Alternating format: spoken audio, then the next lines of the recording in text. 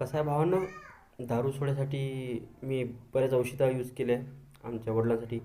आणखी महाराज पण पाहिले, पण शक्यतो दारू सुटत नाही. आमच्याच घरची नाही, सगळ्या घरांची तेच रीत आहे. दारू सोडायसाठी ना कोण्या महाराजची गरज लागते ना कोण्या औषधची.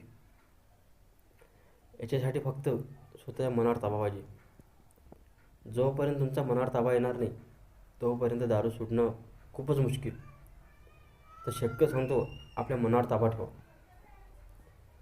कारण की आपलं मनच असं आहे की ते कंट्रोल करू शकते. आता मी किती गोष्टी सोडून पाहिल्या तर माझ्या सुटल्या, कारण माझा मनावर ताबा आहे. तुम्ही पण असंच मनावर ताबा ठेवा. लोक म्हणतात मांसाहारी म्हणजे मटण मासे खाणं सुटत नाही.